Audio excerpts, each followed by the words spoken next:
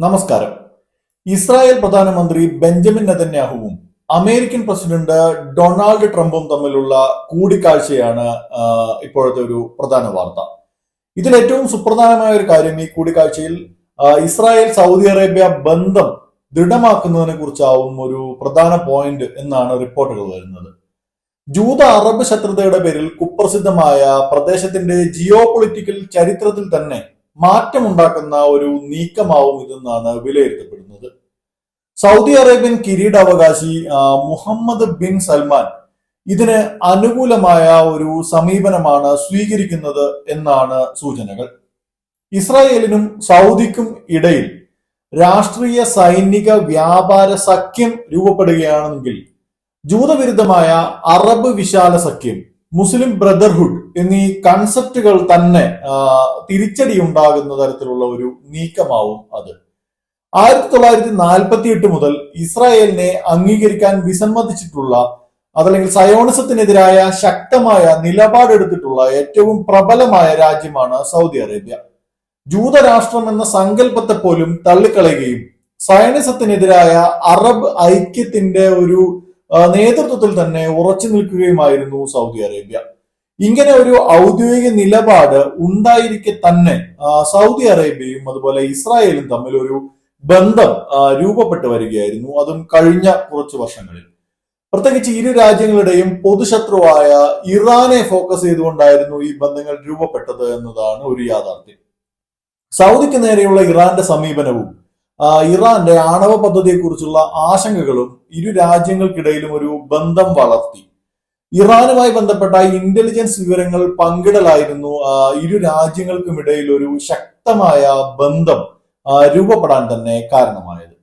Abraham ഉടമ്പടിക്ക് ശേഷം Saudi Arabia ഇസ്രായേലുമായുള്ള ബന്ധം ഒരു ഔപചാരികമായി തന്നെ പ്രഖ്യാപിക്കുമെന്ന് അഭ്യൂഹങ്ങൾ പരന്നിരുന്നു.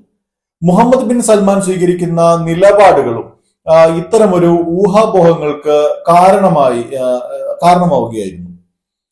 MBSുമായും നെതന്യാഹുമായും നല്ല ബന്ധമുള്ള ട്രംപ് വീണ്ടും അമേരിക്കൻ പ്രസിഡന്റ് ആയതോടെ പടിഞ്ഞാറൻ മാധ്യമങ്ങളൊക്കെ ഈ ഒരു സാധ്യത വളരെയധികം മുന്നിൽ കാണുന്നുണ്ട്.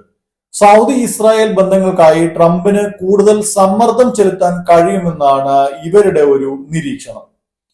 ഇറാനും അതുപോലെ മേഖലയിൽ ഉടനീളമുള്ള ഹമാസ് അടക്കമുള്ള ഇറാനിയൻ കണക്ഷൻസ് ഉള്ള സംഘങ്ങൾക്കും എതിരായ ആക്രമണത്തിന് സൗദിയുമായുള്ള ബന്ധം വളരെയധികം ഉപകാരം ചെയ്യുമെന്നാണ് ഇസ്രായേലിന്റെയും കണക്കുകൂട്ടൽ. അമേരിക്കയിൽ പുതുതായി നിയമിതനായ Israeli ambassador Yechiel Leiter the Jerusalem പോസ്റ്റിന് നൽകിയ ഒരു പ്രത്യേക അഭിമുഖത്തിൽ ഇസ്രായേൽ സൗദി ബന്ധത്തെക്കുറിച്ച് വളരെയധികം പോസിറ്റീവായാണ് പ്രതികരിച്ചിരിക്കുന്നത്.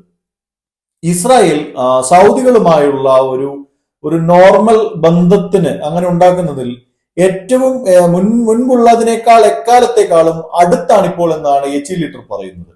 ഹമാസ്, ഹിസ്ബുള്ള, മറ്റ് ഇറാനിയൻ പ്രോക്സികൾ എന്നിവയുടെ പതനത്തെ തുടർന്ന് റിയാദുമായുള്ള നോർമലൈസേഷൻ ഉണ്ടാകുന്നു എന്നാണ് യെച്ചീൽ ലീറ്റർ സൂചിപ്പിക്കുന്നത്. ഹമാസിനെ ഞങ്ങൾ താഴ്ത്തിക്കെട്ടിയതിനാൽ ഞങ്ങൾ സൗദി അറേബ്യയുമായി കൂടുതൽ അടുക്കുന്നു എന്നാണ് ലീറ്റർ ജെറുസലേം പോസ്റ്റിനോട് പ്രതികരിക്കുന്നത്. മുൻ സിറിയൻ നേതാവ് ബഷർ അൽ അസദിന്റെ പതനവും ഇറാനെതിരായ ആക്രമണവും ഇരു രാജ്യങ്ങളെയും കൂടുതൽ അടുപ്പിക്കുന്നതിനുള്ള ഒരു ഘടകമായാണ് ഇസ്രായേൽ നോക്കിക്കാണുന്നത്. അസദിന്റെ പതനത്തിന് ശേഷം അവിടെ അധികാരം പിടിച്ചെടുത്ത റിബലുകൾ അമേരിക്കയോടും അതുപോലെ ഇസ്രായേലിനോടും വളരെ അനുകൂലമായ അല്ലെങ്കിൽ പോസിറ്റീവായ ഒരു നിലപാടാണ് സ്വീകരിക്കുന്നത്. സിറിയൻ നേതാവ് എന്ന നിലയിൽ തന്റെ ആദ്യ വിദേശ യാത്രയിൽ കഴിഞ്ഞ ഞായറാഴ്ച റിയാദിൽ MBSുമായി അൽഷാര കൂടിക്കാഴ്ച നടത്തിയിരുന്നു. അറബ് ഇസ്രായേൽ സംഘർഷത്തിന്റെ രാഷ്ട്രീയം പുനർനിർവചിക്കുന്ന തരത്തിൽ സൗദി ഇസ്രായേൽ കരാർ സാധ്യമായാൽ അത് ട്രംപിന്റെ വലിയ നയതന്ത്ര നീക്കമായും വിശേഷിക്കപ്പെടും. അതുകൊണ്ട് തന്നെ ട്രംപിന് ഇതിൽ വലിയ ഒരു ഇൻട്രസ്റ്റ് ആണ് ഉള്ളത്. MBSന്റെ നേതൃത്വം ഇതിനകം തന്നെ മിഡിൽ ഈസ്റ്റ് രാഷ്ട്രീയത്തിൽ വലിയ മാറ്റങ്ങൾ ഉണ്ടാക്കിയതായാണ് അമേരിക്കയുടെ ഒരു വിലയിരുത്തൽ. പ്രബല അറബ് ശബ്ദമായി നിലനിന്നിരുന്ന അല്ലെങ്കിൽ അങ്ങനെ അറിയപ്പെട്ടിരുന്ന ഈജിപ്തിനെ മറികടന്നുകൊണ്ട് സൗദി അറേബ്യ നിലപാടുകൾ എടുക്കുന്നു അല്ലെങ്കിൽ അത്തരം നിലപാടുകൾക്ക് പ്രാധാന്യം കിട്ടുന്നു എന്നാണ് പാശ്ചാത്യ ശക്തികൾ പൊതുവെ കരുതുന്നത്. രാജ്യത്തെ ഇസ്ലാമിക നിയമങ്ങളിൽ ഉൾപ്പെടെ വിപ്ലവകരമായ പരിഷ്കാരങ്ങൾ കൊണ്ടുവരുന്നതിനോടൊപ്പം വിദേശ നയത്തിലും MBS വളരെ പ്രായോഗികമായ സമീപനം കൊണ്ടുവരികയാണ്. രാജ്യത്തിന്റെ ആധുനികവൽക്കരണത്തിനോടൊപ്പം അന്താരാഷ്ട്ര ബന്ധങ്ങളിലും സൗദി മാറ്റങ്ങൾ കൊണ്ടുവരാൻ പോവുകയാണ് എന്നർത്ഥം. ജിയോ പൊളിറ്റിക്കൽ അവസരങ്ങൾ ഉപയോഗപ്പെടുത്താൻ വളരെ കുപ്രസിദ്ധൻ എന്ന് തന്നെ പറയാവുന്ന ഒരു കക്ഷിയാണ് നെതന്യാഹു. ആ നെതന്യാഹു ഈ സാഹചര്യം പാഴാക്കാനിടയില്ല. ഒപ്പം അതേ താല്പര്യവുമായി ട്രംപുമുണ്ട്. MBS പച്ചക്കൊടി വീശിയാൽ പുതിയ പല കാഴ്ചകൾക്കും കാലം സാക്ഷിയാകും. അങ്ങനെ വന്നാൽ ഈ പലസ്തീൻ ഇസ്രായേൽ സമാധാന ചർച്ചകൾ, അതുപോലെ തന്നെ ഗാസയുടെ പുനർനിർമ്മാണം എന്നിവയിലൊക്കെ സൗദി ആയിരിക്കും മധ്യസ്ഥത വഹിക്കുക.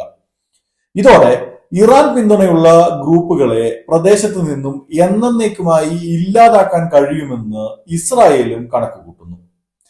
കൂടാതെ അറബ് രാഷ്ട്രങ്ങളിൽ നിന്നു തന്നെ ഒരു പങ്കാളിയെ ലഭിക്കുക എന്നതിനെ വലിയ കാര്യമായാണ് ഇസ്രായേൽ കാണുന്നത്.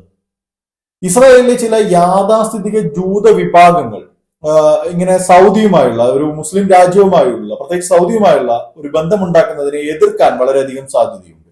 അതേസമയം സൗദി അറേബ്യയിലെ യാഥാസ്ഥിതിക മതവിഭാഗവും ജൂതരാഷ്ട്രവുമായുള്ള ഔദ്യോഗിക ബന്ധത്തെ എതിർത്ത് രംഗത്ത് വന്നേക്കാം. എന്നിരുന്നാലും സൗദി ഇസ്രായേൽ കരാറിനുള്ള സമയമായെന്ന നിലപാടാണ് അമേരിക്കയ്ക്കുള്ളത്. ആഗോളതലത്തിൽ സൗദി അറേബ്യയുടെ ഒരു പൊസിഷൻ പുനർനിർണയിക്കാനായി MBS പലവിധ ശ്രമങ്ങൾ നടത്തുകയാണ്. ആ കൂട്ടത്തിൽ ഇങ്ങനെ ഒരു ഇസ്രായേൽ സൗദി അറേബ്യ സഖ്യകക്ഷി കരാറും ഉണ്ടാകുമോ എന്ന് കാത്തിരുന്ന് കാണാം. ഈ വീഡിയോ നിങ്ങൾക്ക് ഇഷ്ടപ്പെട്ടെങ്കിൽ ലൈക്ക് ചെയ്യാനും ഷെയർ ചെയ്യാനും ഒപ്പം ഞങ്ങളുടെ ചാനൽ സബ്സ്ക്രൈബ് ചെയ്യാനും മറക്കരുത്. ഈ വീഡിയോ സംബന്ധിച്ച നിങ്ങളുടെ അഭിപ്രായങ്ങൾ കമന്റായി രേഖപ്പെടുത്തുക. വാർത്താ നെക്സ്റ്റിന്റെ എല്ലാ വീഡിയോയും മറക്കാതെ കാണാൻ നിങ്ങൾ ശ്രദ്ധിക്കുമല്ലോ.